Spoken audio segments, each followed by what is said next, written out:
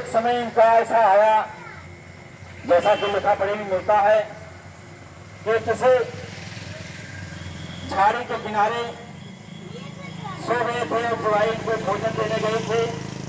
Jivai by ने देखा कि हमारे बेटे के मस्तक पर एक सांप बैठा हुआ है, तो वो घबरा गई और आई गांव में अपने भाइयों से बताया।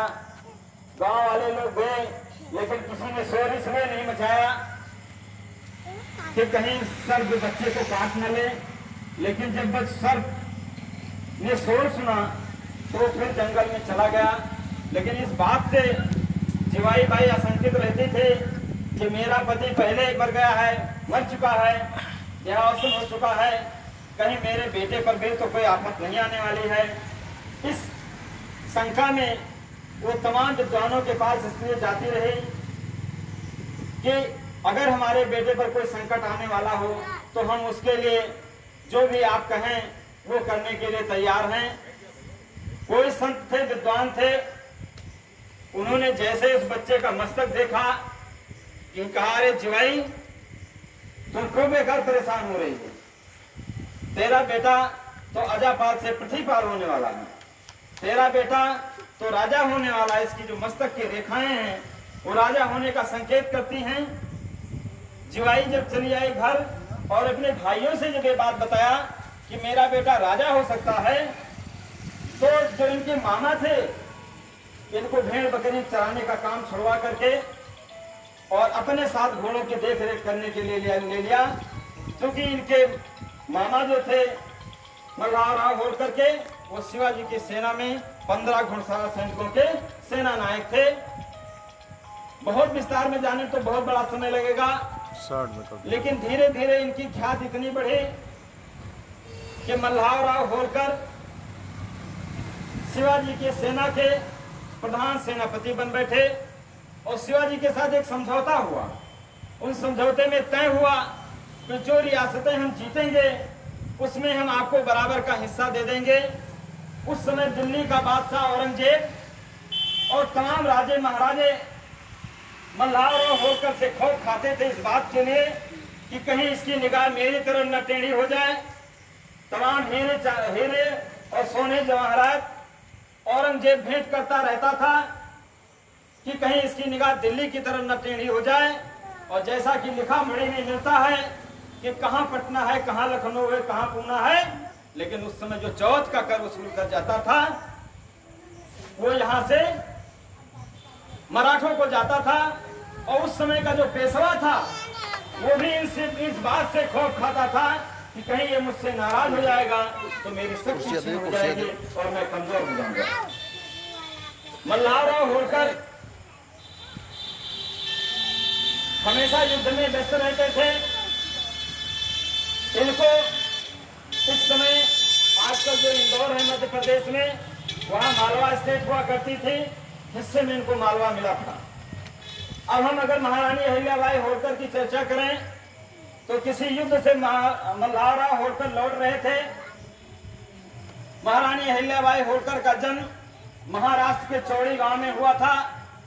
कहते हैं कोई धर्मशाला था, मल्हार राव होलकर अपनी सेना के साथ शाम हो गई थी और धर्मशाले में रुके थे। जब उस धर्मशाले में रात्रि निवास के लिए रुके तो महारानी अहिल्याबाई होलकर की मां किसी काम से अहिल्याबाई होलकर को लेकर के धर्मशाले में आई। कहते हैं कि मल्हार राव होलकर आदमियों के बड़े तारीखी व्यक्ति थे। ऐसा नहीं है कि महारानी अहिल्याबाई होलकर बहुत सुंदर थी, जैसा कि लेखकों ने लिखा है। फिर भी मल्हार राव होलकर को ये लगा कि अगर ये लड़की हमारे यहाँ होगी तो निश्चित रूप से मेरा राजपाट संभाल सकती है। क्योंकि उनको ये लगता था कि जो मेरा लड़का खांडे राव होलकर है वो राजपाट में रुचि नहीं ले रहा है, अगर ये लड़की मेरे घर होती तो शायद मेरा राजपाट संभाल सकती है। ऐसा कहते हुए, ऐसा मानते हुए महारानी अहिल्याबाई होलकर के माता पिता को बुला करके और मात्र 13 वर्ष की आयु में महारानी अहिल्याबाई होलकर का हाथ मांगा था मल्हार राव होलकर ने, और 13 वर्ष की आयु में शादी करके मेल मालवा ले आए थे। लेकिन कभी महारानी अहिल्याबाई होलकर को बहू के रूप में नहीं देखा। मल्हारराव होलकर ने हमेशा उनको बेटी के रूप में देखा। उनको शिक्षा दीक्षा देना, उनको तीर तलवार चलाना, उनको हर प्रकार से निपुण करने का काम मल्हारराव होलकर ने किया। और कहते हैं कि महिला राजाओं में सबसे पहली महिला राजा हैं जो उन्होंने 19 वर्ष की अवस्था में राजपाट संभालना शुरू कर दिया। जब मल्हारराव जिंदा थे, कहते हैं खांडेराव होलकर अगर किसी की पत्नी अच्छी है तो पति को अच्छे रास्ते पर ला सकती है, उसको बदल सकती है। महारानी अहिल्याबाई होलकर ने यही काम किया। जो खांडेराव होलकर हमेशा राजपाट से दूरी बनाकर रखता था, जो लड़ाई भिड़ाई में ध्यान नहीं देता था, जो राजपाट के प्रति हमेशा रूखा व्यवहार रखता था, उसको महारानी अहिल्याबाई होलकर ने इतना लैस कर दिया था कि वो भी महाराजा मल्हारराव होलकर के नक्शे कदम पर चलने लगे थे। एक राजा के युद्ध से चल रहा था, उस युद्ध में महारानी अहिल्याबाई होलकर भी थी। पहले राजा महाराजा उन महिलाओं को भी युद्ध में साथ में ले जाते थे जो युद्ध करना और युद्ध की कला को जानती थी, जिनके अंदर प्रबंधन क्षमता थी, उनको युद्ध में ले जाते थे। उस युद्ध में महारानी अहिल्याबाई होलकर भी गई थी और खांडेराव होलकर भी गए थे और मल्हारराव होलकर गए थे। वो एक ऐसा युद्ध था, कहते हैं कि जब मल्हारराव होलकर के बेटे खांडेराव होलकर को तोप का गोला लगा तो दोनों सेनाओं ने युद्ध करना बंद कर दिया था। और जिसके खिलाफ ये लड़ रहे थे, बड़ी तारीफ की बात है कि वो राजा इनके पास आया, मल्हारराव होलकर के पास संदेशा भिजवाया कि इस बच्चे की मृत्यु पर मुझे शोक है। विरोधी राजा जिसके खिलाफ ये लड़ रहे थे, उसने ये संदेशा भिजवाया कि मुझे इस बच्चे की मृत्यु पर शोक है। कहते हैं इससे पहले 1754 तक महारानी अहिल्याबाई होलकर ने एक बेटे और एक बेटी को जन्म दिया। बेटे का नाम था मालेराव होलकर और बेटी का नाम था मुक्ताबाई। समय बीतता गया, मल्हारराव होलकर बूढ़े हो चले थे। किसी युद्ध में उनको गंभीर चोट के कारण वो बीमार पड़े और इस दुनिया में नहीं रहे। जैसा कि अभी भाई ने बताया कि अपने बेटे को उन्होंने मृत्युदंड दे दिया था, लेकिन एक साजिश के साथ, क्योंकि वो धर्मपरायण महिला थी। उनके बेटे ने या उन्होंने ये साबित नहीं कर पाया कि मेरे बेटे का कोई दोष नहीं है। लोगों ने कहा कि महारानी बड़ी न्यायप्रिय बनती हैं, आज न्याय इनके बेटे के खिलाफ है, देखते हैं ये अपने बेटे के खिलाफ न्याय करती हैं कि नहीं करती हैं। महारानी ने कहा कि जब मैं न्याय के सिंहासन पर बैठती हूँ तो मेरी सारी प्रजा मेरे लिए मेरे बच्चे के समान है। अगर वो मेरा बेटा है और अन्याय किया है तो मैं उसे उस जुर्म का दंड जो सभी को देता हूँ वो मैं अपने बेटे को भी दूंगी। और हाथी के पैरों के तले को चुराकर अपने बेटे को मृत्यु दंड दे दिया था। बहुत कम लोग जानते हैं इस बात को। इसके बाद जब महारानी अहिल्याबाई होलकर को यह पता चला कि हमने गलत किया, हमारा बेटा दोषी नहीं था, मैंने अनजाने में उसको दंड दे दिया, वो दुखी रहने लगी। और बहुत कम लोगों को मालूम है कि उन्होंने राजपाट छोड़ दिया था और राजपाट छोड़ करके नर्मदा नदी के किनारे एक छोटा सा आवास बनवाया था, वहां वो रहना प्रारंभ करती थी।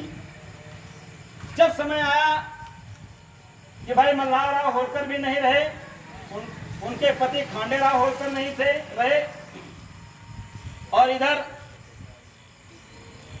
बेटा भी नहीं रहा और बेटी मुक्ताबाई भी नहीं रही, तो पड़ोसी राजाओं ने मन बनाया कि क्यों ना इस राज पर हम कब्जा कर लें। इतना विषमताओं के बाद, इतना कष्ट भोगने के बाद उस महिला ने साहस नहीं खोया। एक राजा तो ऐसे थे, उन्होंने संदेश भेजा कि महारानी आप महिला हैं, हिंदू धर्म के मुताबिक महिला राजा नहीं हो सकती, इसलिए आप राजपाट मुझे दे दीजिए। तो महारानी ने तपाक से उत्तर दिया था कि मैं इस राज के राजा नहीं बल्कि सेविका हूं और सेवा करने से मुझे कोई नहीं रोक सकता। उसने कहा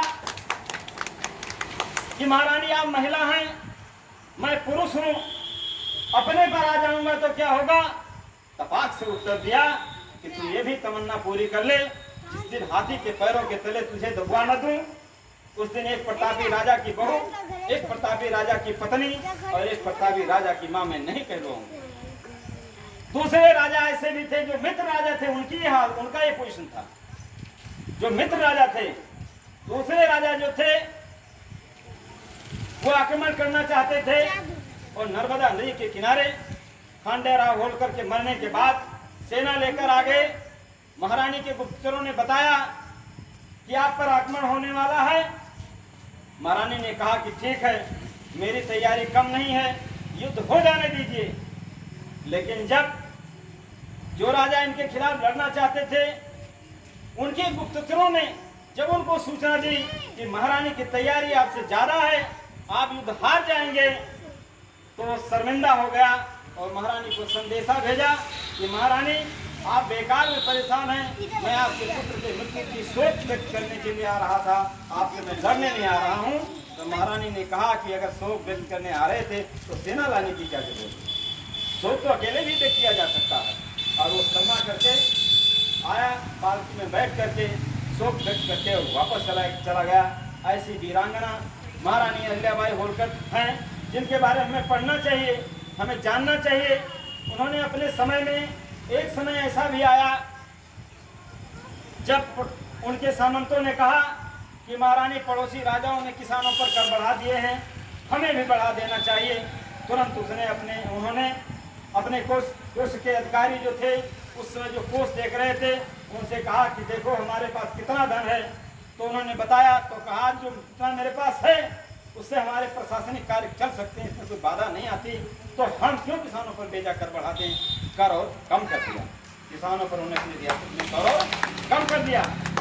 उन्होंने अपने समय में अपने रियासत में कल कारखाने लगाया। और बहुत कम लोगों को ये जानकारी है कि शिक्षा की वकालत भी उस समय, महिलाओं की शिक्षा की वकालत भी उन्होंने शुरू किया था। यद्यपि नहीं चला, बहुत कम समय में वो दुनिया से चली गई, यद्यपि चलने महिलाओं की शिक्षा की वकालत भी उन्होंने किया था। बाद में भाई जो है हमारे महापुरुषों ने इसकी लड़ाई बहुत ढंग से लड़ी और सभी लोग शिक्षित हैं। संविधान बनने के बाद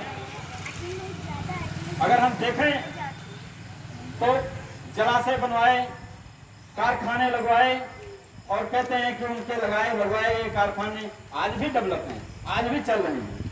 उन्होंने दीन दुखियों की सेवा की, किसी गरीब, किसी कमजोर के दुख में दुखी हो जाना, उसका सहयोग करना, उसका समर्थन करना, उसका न्याय करना, उनके जो है उनके जीवन का पहला हिस्सा था।